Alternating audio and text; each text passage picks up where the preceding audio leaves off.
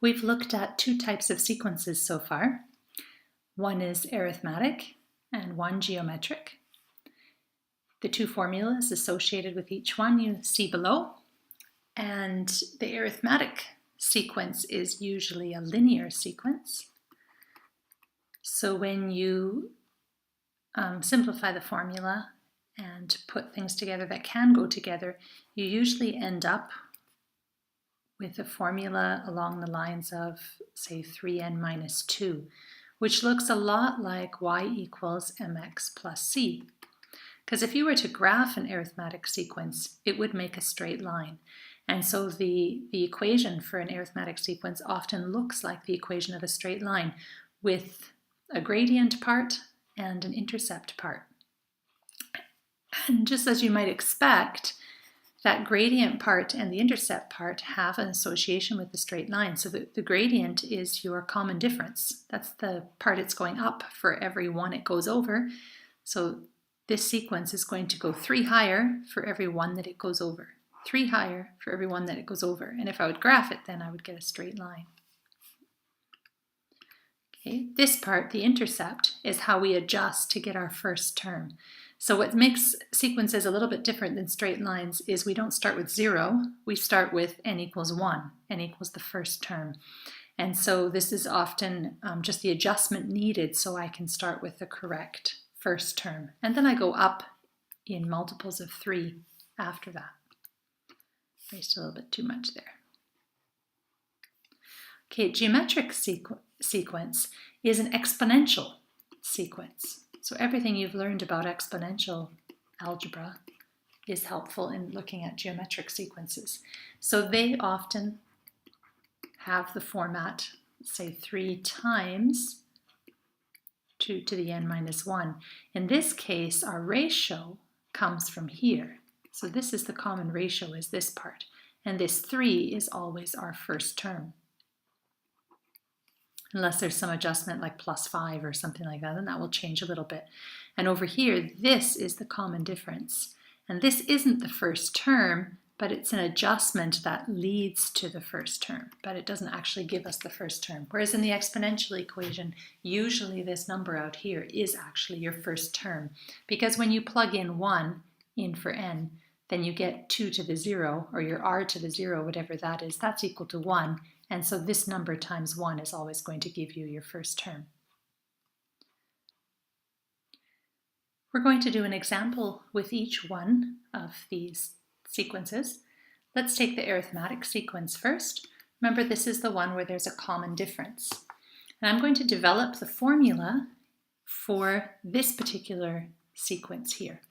-7, -2, 3. So in order to develop the formula, I need 2 things. I need to know my first term and I need to know my common difference.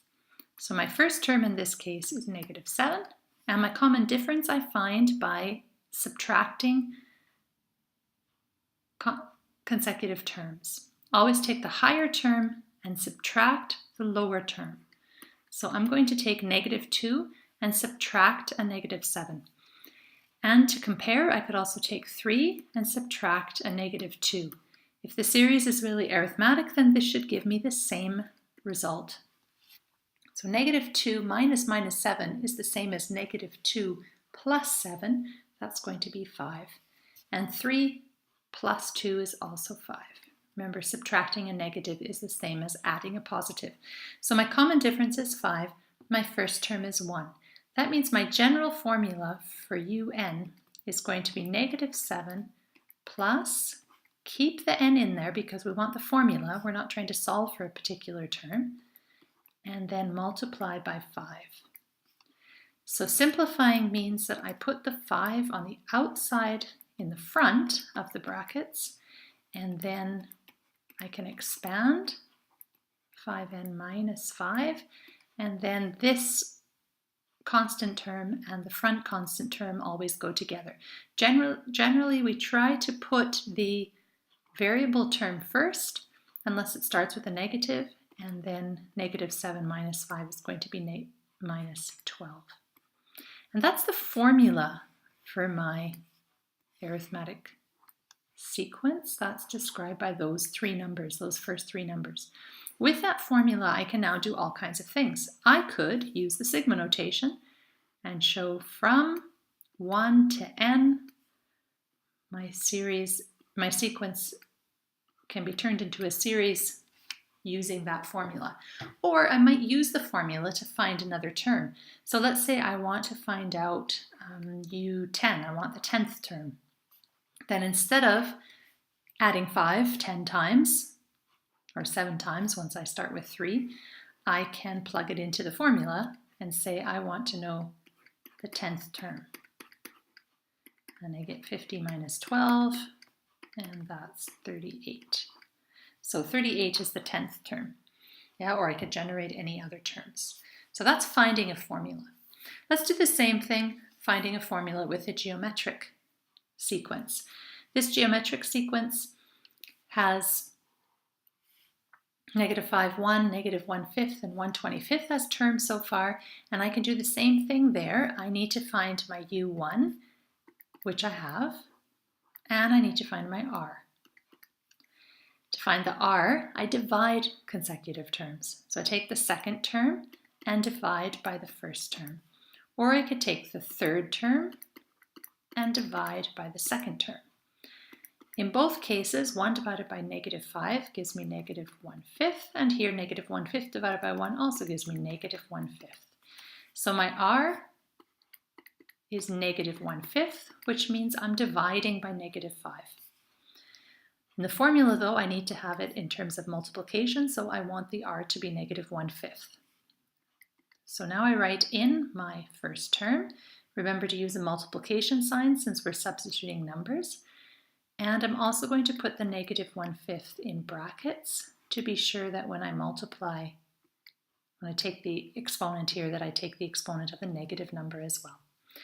And that's as far as you can go with geometric sequences. You can't simplify this any further because it involves exponents, and so you just leave it at that. And again, we can use this if we want to find the 10th term, n equals 10, then I'll do U10 equals -5 to the 10 minus 1. At this point, I would use a calculator. Okay, let's use a calculator. I'm first going to plug in a bracket, and then the -1/5, and then use the little hat symbol. To the 9th power, I'll already do 10 minus 1, that saves me a little bit of typing, and then hit enter. That way I don't do too many steps at once.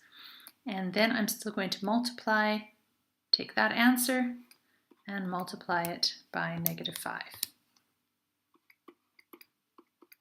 And I get a very small number, actually 2.56 e to the -6 in the calculator, but of course that should never be what you write down on your exam paper.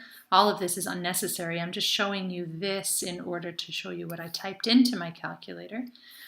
But the 2.556 I would then write as the 10th term times 10 to the -6. So we could write it like that, or we could write it out as our expanded form of the number. I have to go over 6 times. That means I need 5 zeros before the decimal point, and then 256. Yeah, if I use my calculator to turn that into a fraction, it can't do it. So it's just too small, but it means I would keep dividing by 5, keep dividing by 5, keep dividing by 5, so I'm going to get quite small terms eventually, and then the decimal equivalent of that fraction is this.